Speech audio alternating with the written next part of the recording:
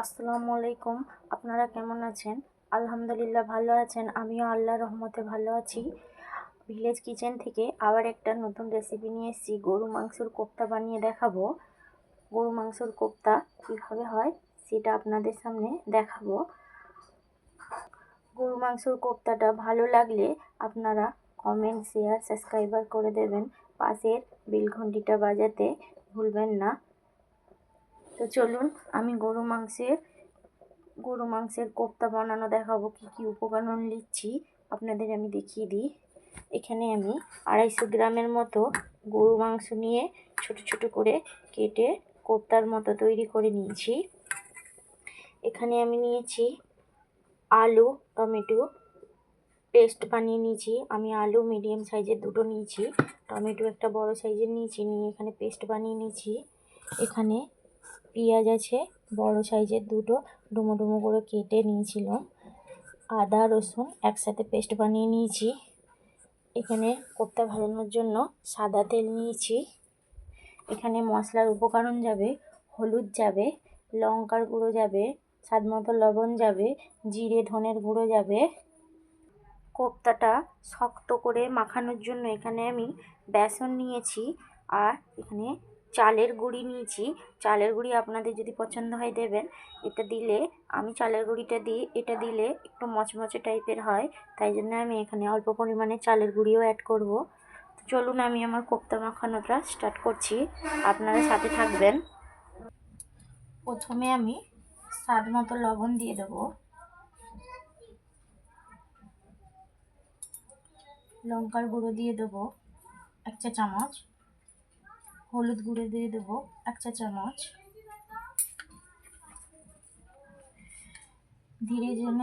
জিরে ধনে গুঁড়ো একসাথে করা আছে, এটা 4 চা চামচ দিয়ে দেবো। এবার এতে আমি এই চামচে 1 চা চামচ গরম মশলা গুঁড়ো দিয়ে দেবো। এবার আমি এতে যে টমেটো আলুটার পেস্ট বানিয়ে রেখেছিলাম এটা দিয়ে দেবো।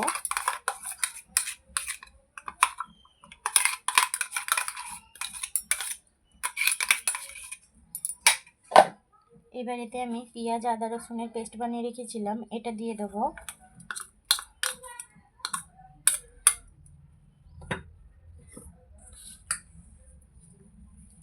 এবার এতে অল্প পরিমাণে সাদা তেল দিয়ে দেবো। এবার এটা ভালো করে মিশিয়ে নেব, যতক্ষণ না গরু মাংসের সাথে মশলাটা মিশে যাচ্ছে ততক্ষণ মিশিয়ে নেব। তারপরে বেসন আর চালের গুঁড়িটা যে রেখেছি ওটা এর মধ্যে দিয়ে দেবো। এই দেখুন আমার গরু মাংসর কোপ্তা বানানোর জন্য যে গরু মাংসের এটা মশলা দিয়ে মাখাচ্ছিলাম এটা পুরো ম্যারিনেট করা হয়ে গেছে। এই দেখুন ঠিক এইভাবে করে নেবেন। এবার আমি এটাকে 1 ঘন্টার মতো ঢাকা দিয়ে রেখে দেবো, তারপরে তেলে ভেজে নেবো, আপনাদের সেটা দেখাবো। তো চলুন এটা 1 ঘন্টার জন্য রেখে দিই, তারপরে আপনাদের সাথে আবার কথা হচ্ছে, আপনারা সঙ্গে থাকবেন। এই দেখুন 1 ঘন্টা পরে আমি এসেছি। এই দেখুন পুরোপুরি কোপ্তাটা রেডি হয়ে গেছে। এবার আমি এখানে প্যান বসিয়ে তেল গরম করতে দিয়ে দিয়েছি। এবার একে একে কোপ্তার সাইজ বানিয়ে এতে ছেড়ে দেব, আপনারা সাথে থাকবেন আমি কিভাবে কোপ্তার সাইজগুলো বানিয়ে তেলে ছাড়ছি। এই দেখুন আমি কোপ্তার সাইজ এইভাবে 4টে 4টে করে তৈরি করেছি।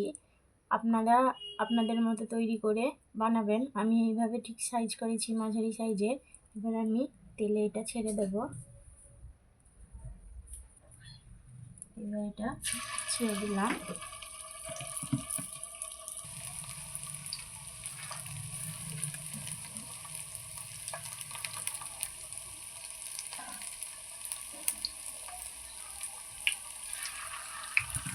একে একে সব এইভাবে সাইজ বানিয়ে দিয়ে দেবো, দিয়ে ভেজে নেব।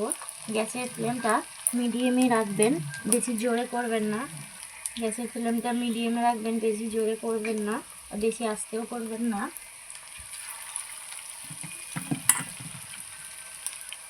আমি এবার এইভাবে এগুলো উল্টে নিচ্ছি।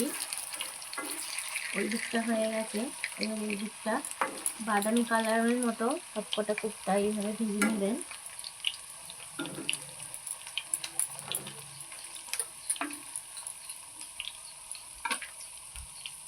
এই দেখুন আমার কোপ্তা ভাজানো হয়ে গেছে। এই দেখুন আমার কোপ্তা ভাজানো হয়ে গেছে। এইভাবে বাদামি কালার করে ভেজে নিয়েছি, খুব মচমচে হয়েছে। আপনারা বাড়িতে করে দেখবেন। ভিডিওটা কেমন লাগলো কমেন্ট করে জানাবেন। ভালো লাগলে শেয়ার সাবস্ক্রাইবার করে দেবেন, পাশের বেল ঘন্টিটা বাজাতে ভুলবেন না। আগামী পর্বে আবার কোনো নিত্য নতুন রেসিপি নিয়ে আপনাদের সামনে আসবো। ততক্ষণ সুস্থ থাকবেন, ভালো থাকবেন, সাবধানে থাকবেন। আল্লাহ হাফিজ।